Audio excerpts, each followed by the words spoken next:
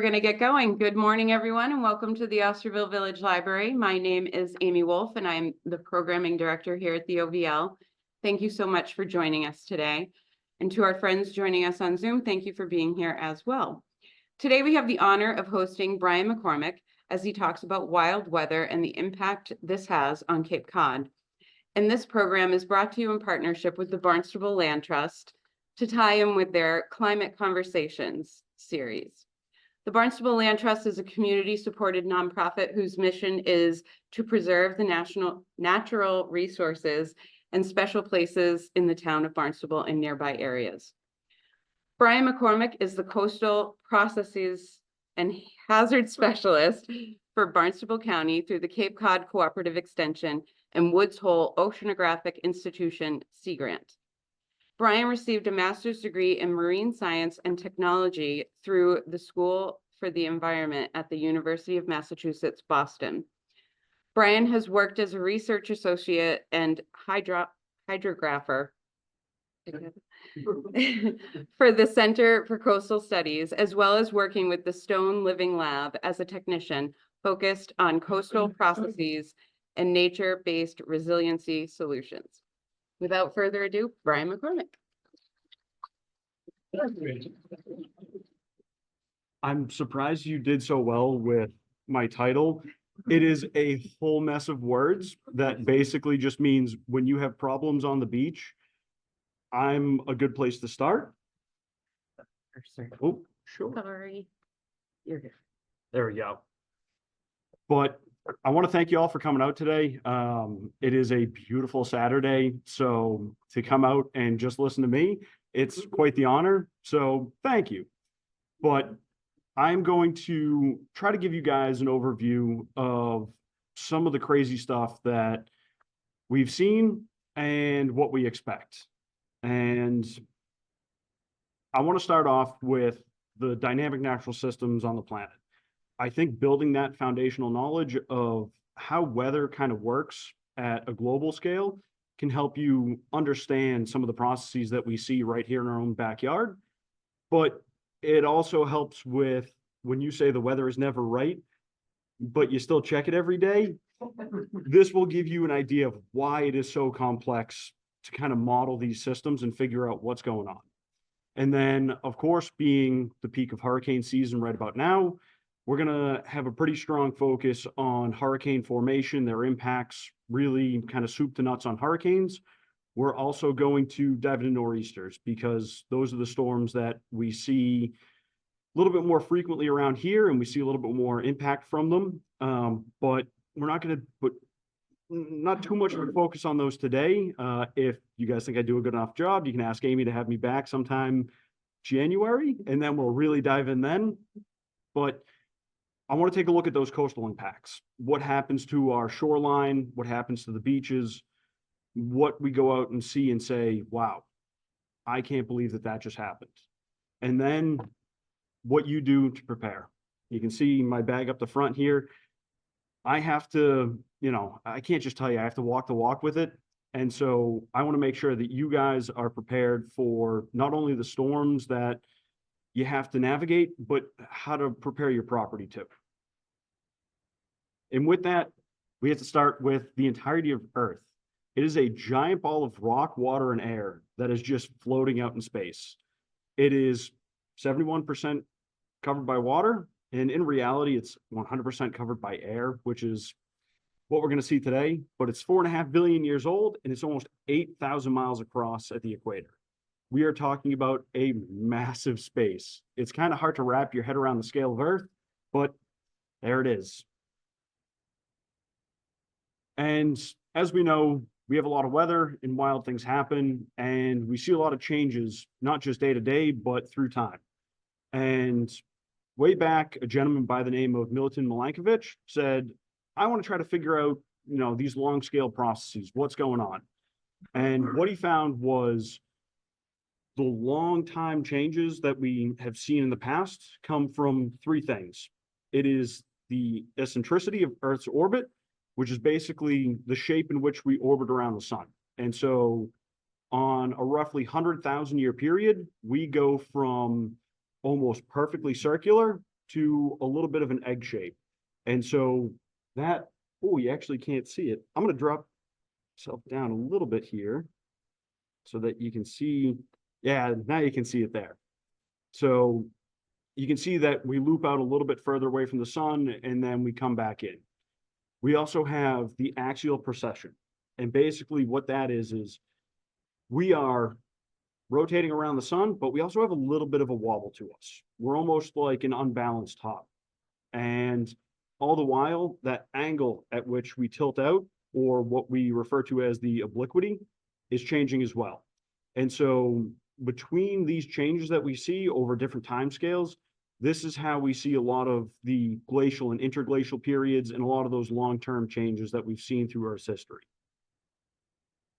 And I just mentioned it, we are ripping around the sun. And that sun is a giant nuclear fusion reactor in the sky that is sending out a lot of energy towards us. And this is what we call the solar insolation. And different from the insulation you have in your walls at home, hopefully you have a lot of that too, but we have a ton of energy coming into the planet. And that is primarily focused around the equator. You can see in this graph here on the screen, right at 0 degrees of latitude, we have a surplus of energy. And so the Earth is holding on to a lot of that energy, and it's bringing in more than it sends back out. As you move further away from the equator, the Earth is round, and so that angle changes. We start to have less of that solar insolation come into play. And so we end up in an energy deficit. And this leads into a lot of different thermal changes we see for the air, the water, and the rock itself. And this is a study in and of itself with things like albedo, which is the reflectance, feedback loops, where one thing causes this, and it starts to go in a cycle. And then black body radiation, where how do we actually quantify that amount of energy being sent back out as infrared light? But it has a massive impact on air itself. And so cold air is really dense. And you hear a lot about this in the winter with your car and cold air coming in. These molecules are not moving very fast, and they're bouncing around pretty slow. As you heat them up, they start to move faster. And so think of it in this room. If we had everybody in here right now sitting, not a whole lot of movement, it's not too bad. Now, if I asked all of you to get up and start running around, you'd start bumping into each other, and you would want to expand out. The easiest way to expand around here because of gravity is up. And so what we see is as that air heats up, it starts to rise up away from ground level, and it creates a low pressure system behind it. But things in nature love to live in balance. And so cold air comes in behind it and tries to fill that space. And that's how we start to see our wind and a lot of our weather patterns. And this happens at a global scale. Here we can see a simplified model where that air at the equator gets nice and hot. It wants to rise up, but then that cold air wants to fill in behind it.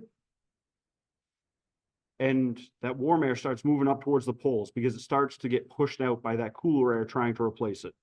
And as it moves up, that energy starts to be lost. And so a lot of the water vapor that's in warmer air will start to condense, and we'll see a lot of precipitation.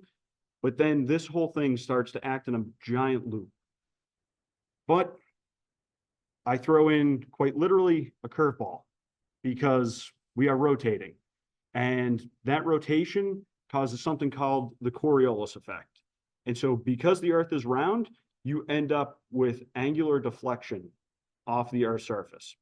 And the more deflection you have, the more spin you get out of things.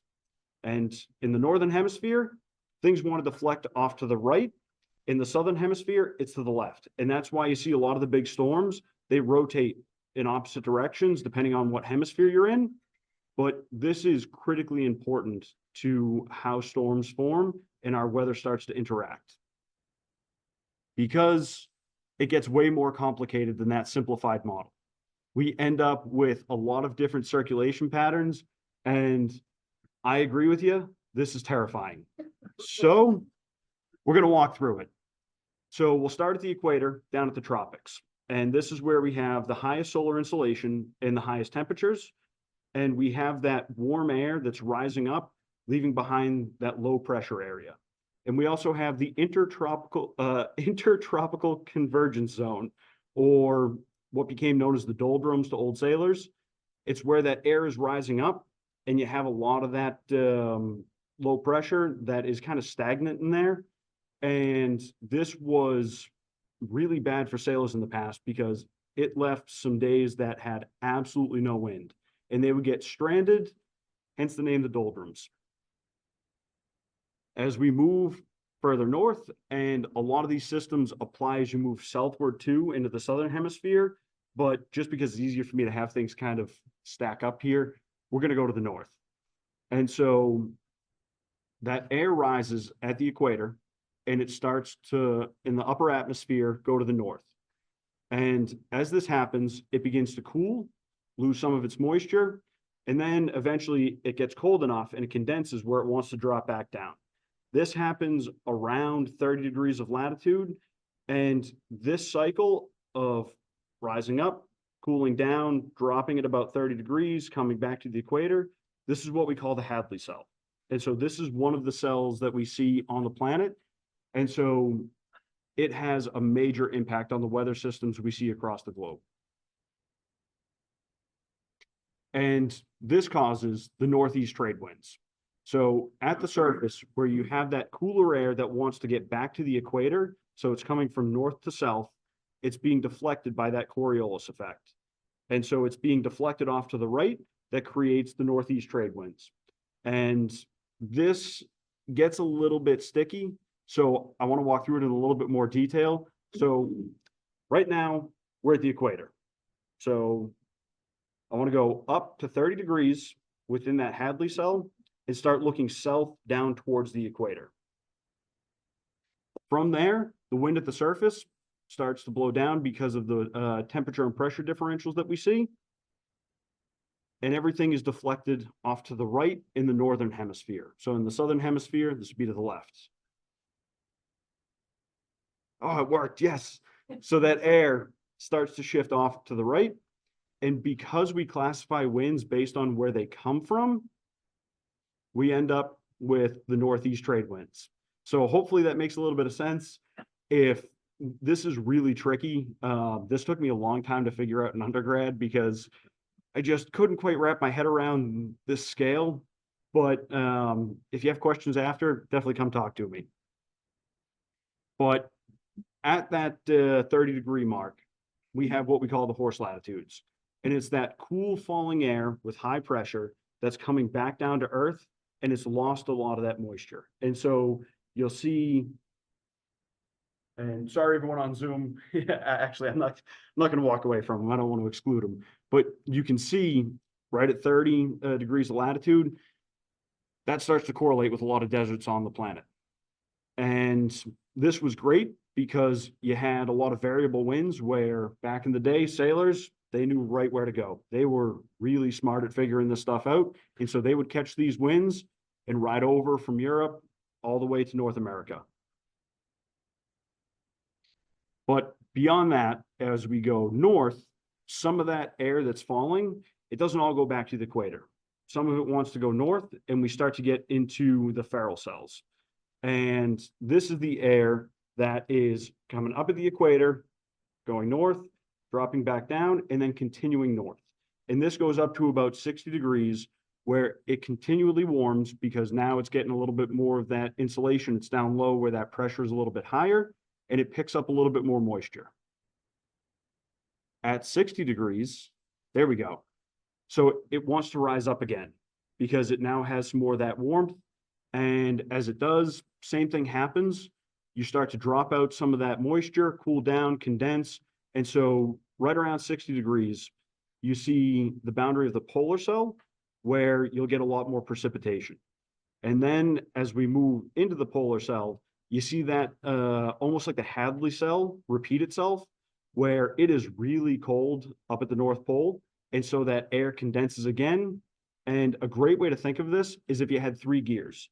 If you put them all on the line and you spin one, they can't all spin the same direction. That one in the middle has to go the opposite direction so that they can all spin. This is what's going on here. So that ferrule cell spins almost the opposite direction of the Hadley and the polar cells. And one thing that I want you to kind of take away from this, lots of moving air, is extremely dynamic. When I put these latitudes on the screen of 0, 30, 60, they are not stagnant. They are moving around. There's turbulence. There are eddy currents. This becomes a mess, which is why we see lots of different weather patterns. But that warm air, it wants to rise up. It has a lot of moisture. As it cools down in the upper atmosphere, drops that moisture, comes back down.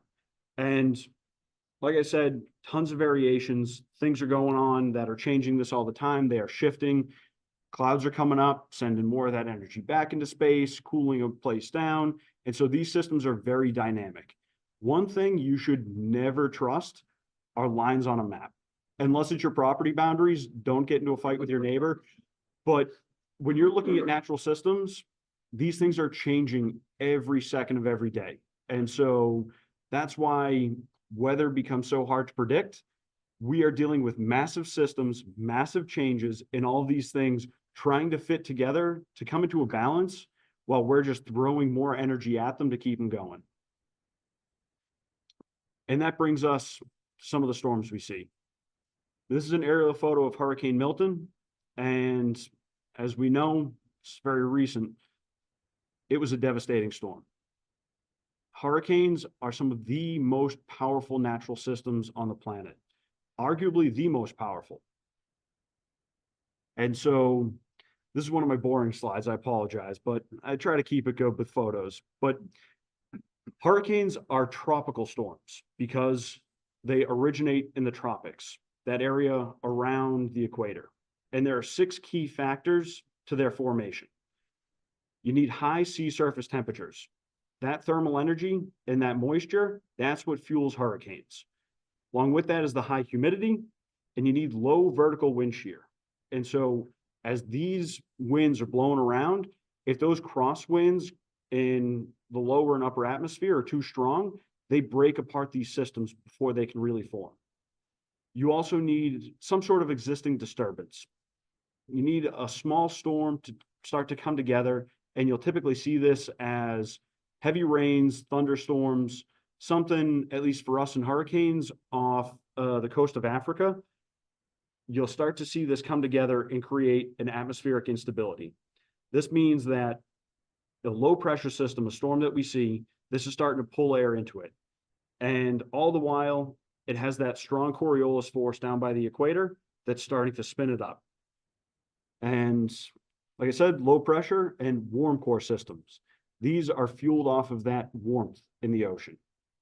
And so diving into these a little bit more, high sea surface temperatures. So this box you see here is the Hurricane Main Development Region, or MDR. This is where we pay attention to during hurricane season to see what's going to happen. This is basically, and you can go look right now, we have one storm that maybe wants to form, maybe start spinning up, but it's really far out, tough to tell. But this is where hurricanes start. And it's where you can see in that box there, ocean temperatures are really warm. And so the conditions are great for having hurricanes come together. And of course, our oceans are warming a little bit. And you can see that here. And so that orange line was 2024. That red line is this year. And so we are at the upper end of ocean temperatures that we've seen in that main development region for hurricanes. And so this is like adding fuel to those hurricanes. The more heat they have, the more strength they can gain. And those waters need to be at least 26.5 degrees Celsius or around 80 degrees Fahrenheit. We're talking about really warm waters here. But this is why in the Northern Hemisphere, we see them in the summer. That's when the waters are warmest, and that's when they can start sucking up that energy. But there are other factors at play. That wind shear that we talked about, well, that is highly impacted by El Nino. And I'm sure you guys have heard this before, but again, another one of those things that took me a while to wrap my head around. So we talk about El Nino and La Nina. So what happens is, as these northeast trade winds are coming across the equator, they start to push warm water back into the Pacific. And so as you push that warm water further across the Pacific, it starts to change the air patterns. And that Pacific jet stream that we see down here at the bottom, if that gets pushed more southward, then we have more vertical wind shear coming across into the Atlantic, which helps to break up that hurricane formation. The opposite of this is La Nina, where that warm water sticks closer to the United States in the Pacific. And so that polar jet stream is able to dip down further. And because of that, the area where hurricanes form don't see as much wind shear. And so now when we have La Nina systems coming in, we don't see as many, we see more hurricanes. When La Nina, El Nino is here, like I said, go back and forth. Even I struggle with it. But El Nino, fewer hurricanes. La Nina, more hurricanes. And this is based on the global patterns that we're seeing. So a lot goes into this formation. And hopefully you guys know we are in the peak of hurricane season right now.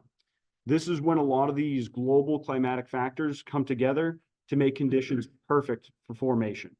And yeah, September 10th is really when we see the peak of it.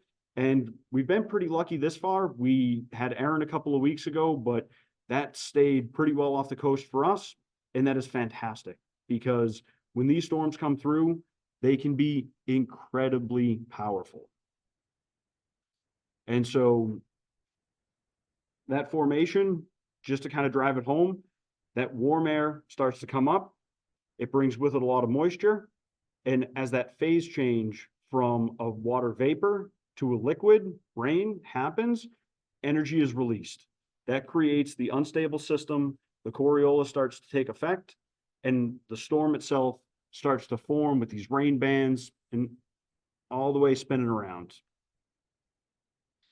And so one of the things that you'll see is in the northern hemisphere, these storms spin counterclockwise. And this is, I was actually talking to one of my coworkers yesterday. She was like, wait, if everything's to the right, shouldn't the storm go clockwise? Because that's to the right.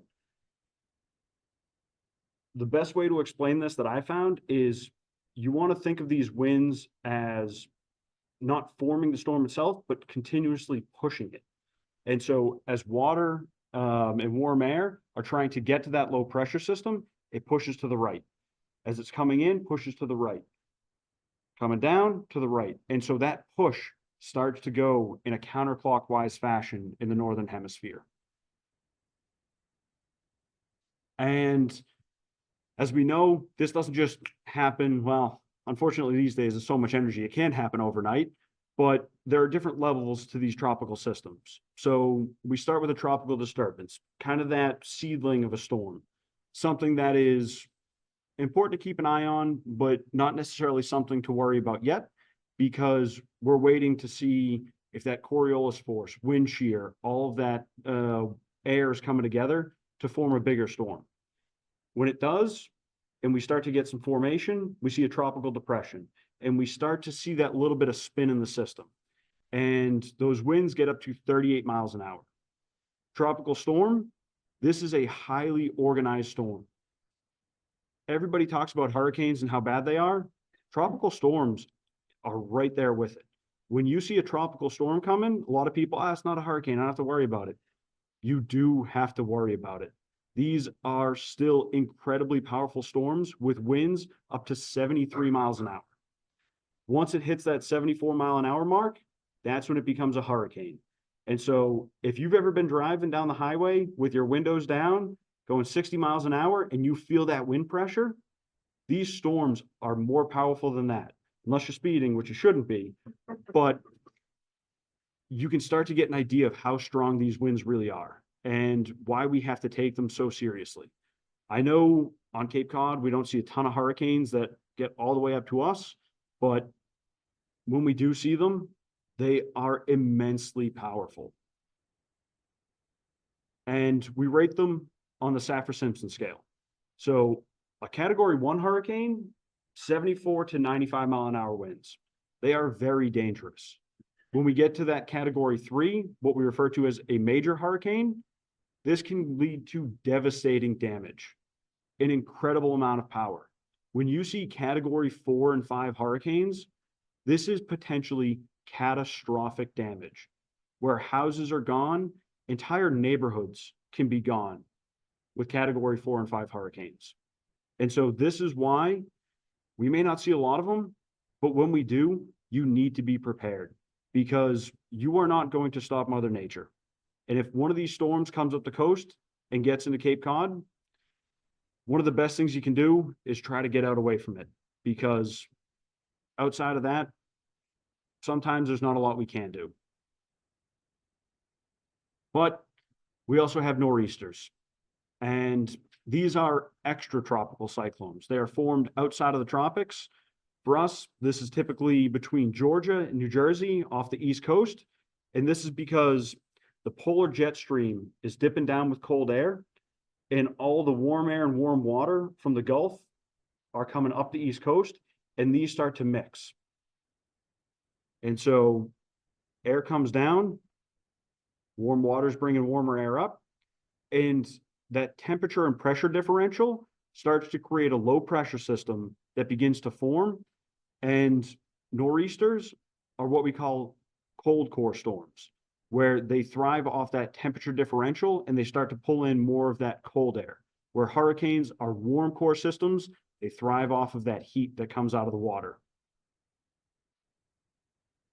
And you can see just how big nor'easters get.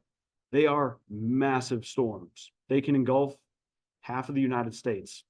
And this here was January 4th of 2018, which became our storm of record for the area. And previous to that, it was the blizzard of 78. Sure, some of you guys were around for that. You know how powerful these storms are. And those northeast winds, they start to hammer into the coastline. And although wind speeds typically aren't as high as hurricanes, these storms are so large that the duration that they're here for can be even more catastrophic. And so running through some of those differences, hurricanes, tropical, formed in the tropics. Nor'easters, extratropical, outside the tropics. Hurricanes, we're looking at the late summer into the fall. Nor'easters, as you know, winter months into the spring a little bit. Hurricanes, eating that ocean heat. They love it. Nor'easters, it's that temperature and pressure differential from polar jet stream and that warm water. Warm core, cold core. And hurricanes are usually a little bit tighter wrapped up. They have that stronger Coriolis force that keeps them together, and they'll actually spin themselves out as they start to go up the coast. But the nor'easters are much larger storms. Hurricanes, high winds, nor'easters, still very high winds. And so these storms are potentially horrific for us. They are something that you need to be aware of and keep an eye on. And a good way to do this, watch the local news. That is a great way to stay on top of it. Having a meteorologist look at all this data that goes into it and be able to distill that down for you as, 6 o'clock in the morning and then 6 o'clock at night, that's a great way to stay on top of it. If you are very curious and you want to know more, you want to get some of that longer term outlook, you can go to things like weather models that look a week, a month, even a year in advance. You can go to the National Hurricane Center that I check probably 15 times a day, even though they don't necessarily update the numbers that frequently. It's, for me, something that I love to do to see not what's coming the next 5 days, but what's coming next week, in the next 2 weeks, potentially even next month. But as you know, these systems, incredibly complex. It is things ripping around, moving, tons of wind, tons of storms, clouds, beautiful days like today. And so when you're trying to model these things very far out, it becomes very difficult. but we are expecting changes. Looking into the future, we know that things are a little bit different now than they used to be. And so the hurricanes, the tropical cyclones that we see, because the temperatures of the ocean are warming, they're getting stronger. And what that means for us is that that strength can be carried further up the coast. And so what used to just hit us as a tropical storm may be able to maintain as a category 1, 2, 3, even stronger than that hurricane. And we're also looking at longer storms that move slower. And so they stick around a little bit longer. And one thing that I don't cover here are the convective storms. So these are your stronger lightning storms. Those late summer afternoon storms that roll through, heavy downpours, lots of thunder. We're going to have a longer season for that too. And so as we look to the future, these are things that could hit us with more intensity, and around here, a little bit more frequency too, because they're able to maintain longer. So you want to be aware of these going into the future. And like I said, they hit the coast and they can last for a while. So that figure we saw of January of 2018, this was a couple months after it in March. And we know that that was quite the year for storms. This is the storm surge, the bulge of water from the ocean that's pushed up with the storm. That's a couple feet of storm surge. That is a lot of water that is going above the normal high tide, being pushed onto land, potentially into your basement, on the road. And you can see that it lasted for days. It didn't come in, hit us, and go away. It was there for a very long time. And one of the things is keeping track of tidal cycles when peak storm impacts are coming through. This storm hit right at high tide. That's how it became the storm of record. But when it lasts this long, you want to keep track of it for days at a time. And if you do have to go out, if you have to get somewhere and you have to go right by the coastline, planning around high tide, you're going to have to. But don't. Please, if you can, stay home. And all that water leads to flooding. And so this is where I start to dive into a little bit of what you can do as well. You want to look at where your home is in a floodplain. This is a FEMA map. And this is what we use for all of our regulatory decisions. And they're pretty good. But these are all hindcast. They look at what has happened, and they're not necessarily updated that frequently. These maps around here are from about 2014. And so you have to look at this and say, wow, I am smack dab in the middle of that blue area. I should probably prep for a little bit of flooding. And I have ways that you can do that. But we also have ways of trying to track out some of these changes into the future too. The Massachusetts Coastal Flood Risk Model, that takes into account some of the changes in the sea level and some of that changing storm intensity. And you can look at this out to 2030, 2050, and 2070. And so as you're planning for your home and you say, okay, I want to completely rebuild the home in the same footprint, but you're at very low elevation, you should start to look at this to try to build out that planning horizon for how much water is potentially going to be in your basement 25 years from now. But there's huge impacts to the natural system too. Our beaches are changing every day with every wave. In the North Atlantic, we see about a wave every 6 seconds on average. It's over 5 million waves a year. Each one of those waves comes in, starts to move the sand little by little. And so they start to not come in at a perfectly parallel angle to the coast. It's really whichever the way the wind is blowing. They start to push that sand in certain directions. And so that causes what we call longshore sediment transport. All of this sand is being pushed down the coastline, and it's coming off of things like our coastal banks, and then it's being put into coastal dunes by wind. And not only is the weather complex, but the coastal system is too. And it's a result of all of these things coming together over the past, for us, it's about 20,000 years, because that's when the glacier kind of came in and dumped all the sand here. But I skipped that for this talk because I'm going to run out of time at some point here. But we see these changes quite dramatically over the course of seasons. During the summer, we're generally pretty good around here. We don't see a lot of hurricanes. We see beautiful days with smaller waves, and those small waves can actually begin to push the sand up on shore and build up the beach. It's in those winter months when we see those big waves come in, impact the shoreline, and actually pull that sand back off of the beach. And a lot of this is stored in offshore bars where it can start to build back up in the summer again, but a lot of it is lost to that subtidal area as well. It's below the water and it's not coming back. It's also pushed along with the longshore transport, and that is happening everywhere all over the Cape. This map here gives you a pretty good idea of where that sand is going. And so if you're looking at the ocean beaches on the outer Cape, it's pretty much all going either up to Provincetown or down to Monomoy. And this is a tremendous amount of sediment that's being pushed around. So much so that we have entire land masses that form from it. Places like Sandy Neck didn't exist a couple thousand years ago. It's that sand movement from the waves and the wind that's pushing it all through Cape Cod Bay, bringing that sand in and forming the barrier beach there. And you can see this in data too. So up here, we're looking Provincetown, Truro area.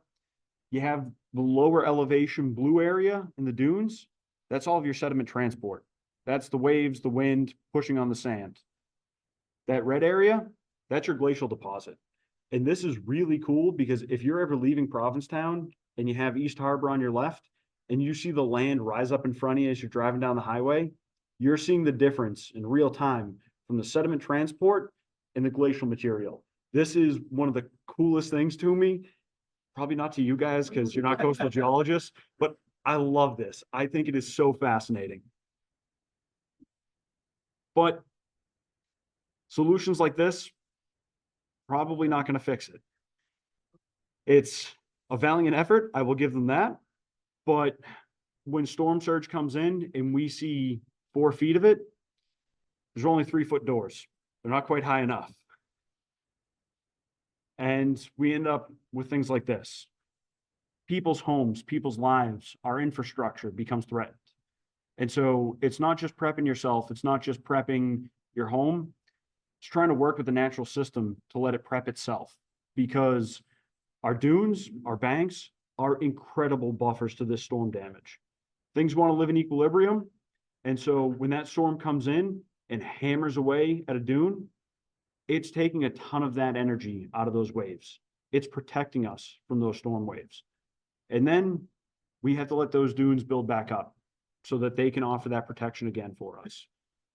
Unfortunately, many times they can't, but trying to figure out where we can give these natural systems, the salt marshes, the dunes, the ability to grow, expand, and offer more protection for us is critical. And we try to do this very often by bringing sand back in, rebuilding that buffer. So this is that same house. And that amount of sand is tremendous. And I tell people today, if you offered me a bar of gold or a dumpster full of sand, I'm taking the sand, because that is becoming so incredibly expensive because of the value that it offers to us. We also try to stop that sand movement with things like revetments, gabion, fiber rolls. We try to hold the shoreline in place. But as I mentioned before, this is like picking a fight with Mother Nature. It doesn't always work that well. And these things can have tremendous adverse consequences on the natural system around them. What you'll very often see is as waves come in, they bounce off of structures. And so rather than dissipate that energy over a long sloping beach, they bounce right back off. And that can actually increase erosion on the ocean side or bay side, whatever it may be, on the water side of that structure. So you may be protecting behind it, but you're causing more damage in front of it. And you see this a lot at the ends of structures too, where they scour out. Those waves will wrap around, bend in, and start to increase the erosion at the ends of structures. And so these are fantastic tools that we have, and they offer us a lot of protection, but we have to be careful about how we implement them, where we put them, how we use them, because in many ways, this is not working with Mother Nature. But we've talked about the impacts, we talked about the storms. What do you do before a storm? So you want to batten down the hatches. Go outside. If you have the umbrella up, get it down. If you have window coverings and the storm's going to be bad, try to get those on. You want to make sure you have enough food. Now, I said that the storms can last quite a while, but we're looking at a couple days. You don't want to go in and buy a month's worth of food right before a storm, because we have neighbors here too. We want to make sure that they can go in, get their cans of beans, get the rice, get everything they need. But you also want to pack a go bag. And like I said, well, I have to do all of this, and this is legitimately my go bag. I'm gonna hold it up here for everybody on Zoom too. And so I do this because I understand the impact that these storms have. I want to be ready for them. Inside here, there's cans of beans in here. There was a can of tuna. I ate it last night. You want to make sure you recycle the food every once in a while. But things like flashlights, I have extra batteries, I have a change of clothes. I have, if you have medications, get them in there. That is one of the few things that people, you know, they get the cans of beans, they get the clothes, they get the radio, the flashlight, the water, they forget their medications. You need to have your medications in the bag if you're going to go somewhere. You also want to make sure that, throw this down, make sure that you want to make sure that you have a plan ready too, because if one of these storms comes and it's powerful enough, you want to make sure you know where you're going, who you're going to meet there. Is that in the path of the storm as well? And so it could be an emergency shelter that's nearby. A lot of local libraries, I'm not sure if this one is, be a good thing to ask Amy, but those are emergency shelters. You'll see them at schools a lot too. If you have to get out and your home is threatened, you got to get out. You also want to make sure, kind of the standard things, fill the car with gas, charge it up if you're electric. You want to charge your phone so that you can maintain communication, and get that fridge to the coldest setting so that if you do lose power, that food stays. But you also want to protect your home. Check your roof shingles. Are they in good shape? Any mechanical that you can elevate, things like your water heater, your boiler, if you can get those up and you're in a floodplain, it's a pretty good idea. You also want to install things like hurricane clips. And I bring this, I like to refer to this as my art piece, because this is about the best I can do. But what you see here are little metal clips. I'll get it in for Zoom as well. But these little metal clips, these are things that you can throw in to basically bolt the rafters of your roof down to the walls, so that as these winds come through, you have more protection against losing your roof. And these guys, if you're building new, definitely look into them. They're about $1 and change a piece. Prices right now are in flux a little bit, but these aren't that expensive. You can go into a bunch of different hardware stores, find them, different manufacturers. If your home's already built and you have easy access up into your attic, or if you can send a contractor up there, it's a great thing to have, because for a relatively low price, it offers you a ton of protection. Window coverings, as simple as plywood. You can call a contractor, have them map everything out. You keep them in the garage. You write everything out on them of, you know, bedroom one window, kitchen window. And then that way, when the storm's coming, great, boom, zip, zip, good to go. You also want to take photos of your home, because if you have to deal with insurance after the fact, it's a good thing to do today. It's a nice, beautiful day. Spend a couple minutes outside, snap some photos of the outside of your home so that you have a recent record of what you're working with. And You also want to deal with insurance because it's a very sticky topic these days because it's gotten so expensive. But a part of the problem is if you don't have the right insurance and your house is damaged, your insurance company may come back and say, you're not covered. It's not our problem. How do you recover from that?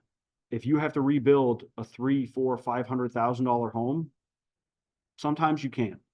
And so insurance can be a very good investment. And one of the things that a lot of people miss, your homeowner's insurance very likely does not cover floods. You'll need a separate policy for flooding specifically. And we actually have a brochure up here that will run you through some of the details of it so that you can prepare yourself with insurance. You also want to keep an eye on watches and warnings. So when you have a watch come out, it's keep an eye on it. Be watchful. You could see some impacts. When you have advisories and warnings, that means you're probably going to see impacts. Get ready for them. And you'll see these National Weather Service puts them out, tropical storms, hurricanes, coastal flooding, regular flooding from things like rain. You want to see what's going to come and you want to be ready for it. And I don't know if you saw, but I got the radio there. I listen to the NOAA weather radio all the time. It's just that robotic voice. I think it's actually quite soothing. So when I'm mowing the lawn, I'll have it in the headphones, just mindlessly back and forth. It's actually pretty nice to listen to, but it's also great for when your phone dies. You lose power at home. How do you find out? Having a backup weather radio like that can be hugely important because once that storm comes, you have to be ready. I've said it 15 times, but you don't want to walk or drive through floodwater. It's not just the fact that you'll flood your transmission, suck water up into the engine, hydrolock it, don't have a car anymore, but think of all the stuff that's in that water. It's the fertilizer in your garage. It's the cans of paint that your neighbor never actually put up on a shelf and just left there and accidentally ran over and stained the driveway. All of that goes into that water. It is disgusting and potentially hazardous. Don't walk through it, and please don't drive through it either. But be prepared to lose electricity too. You can have home battery backups, little ones that are good for charging your phone 10, 15 times, charging a laptop. You can do huge ones that will power your entire home for a couple days at a time. A lot of newer vehicles with batteries in them, the electric ones, you can use those to actually backfeed your home. And as you're going through this, talk to an electrician, see what your energy needs are, see what those critical circuits are. Things like your fridge to keep that food nice and cold. That's probably more important than being able to run, your computer and your TV for playing video games. I'm not sure if you guys do that much, but I do every once in a while. But during a storm, I don't care about that. I want to make sure I can eat. And if you lose electricity, call your service provider. Don't rely on your neighbor to do it, because what if that branch came down, just knocked out your house? How are they ever going to know? You got to make sure that you call. Don't rely on other people to do it. It's very important to try to get your power back as quick as possible. During big storms, it might take a while, but you got to make sure you make that call. And if and when you get an evacuation order, you need to get out. You are not stopping Mother Nature. That is one thing I really want to drive home.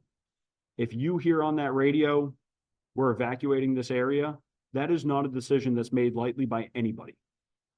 We want you to be able to stay in your home.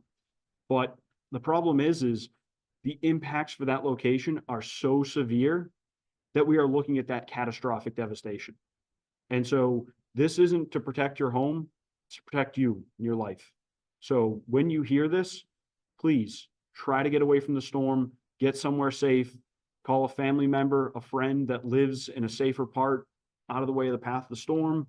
Try to get there, because wherever you evacuate, you do not want to be there. Things like this can happen, where during a storm, this took a little bit longer than one storm, but entire houses can be undermined. And so you may think, oh, my roof is still on, my windows aren't shattered, I'm okay. But if the entire ground beneath your home is gone, you got to get out. And so after the storm, go out, assess the property, take photos, and if your property does look like that last one, call your local building inspector. If it looks like that one, just get out. But if you start to see things, floors are creaking in ways they didn't, your whole house, you see things slumping down, your windows, they stick because they're out of plumb now. You want to make sure that your home is structurally sound if you're inside of it. You also want to contact your insurance company if you have to. They're going to be busy, but the sooner you call them, the quicker they can actually settle up with you, get you the money you need to actually cover that damage. If you get water in the house, your basement floods, that's really bad. You want to prepare for mold because it's going to start to grow. You don't want to be breathing that in. You want to get in there. You want to mask up, gloves, some eye protection, get in there with the bleach, start cleaning. You may have to rip the walls completely out, get that drywall out so that things can dry. Run a dehumidifier. Make sure that your home gets back to where it needs to be. And one thing that we very often forget, check on your neighbors. Your home might be okay. You may have the backup battery. You may have your go bag ready to go. You might have the hurricane clips. Your neighbors may not. And so making sure that when we face these things, we do it as a community, it becomes critically important. And I want to make sure I'm leaving time for questions. So if all of this is lost on you now because I've been rambling for so long, we put out a bulletin on hurricanes versus nor'easters. It goes through a little bit of that science on how they form, where the impacts are, what they look like. You can find them on our websites here. You can go to seagrant.hui.edu, or if you just type in Barnstable County, you can go through the departments, Cape Cod Cooperative Extension, storms, flooding, erosion. This stuff is online too. And with that, I'm happy to take any questions, and you can email me too. So I'm going to go to you first.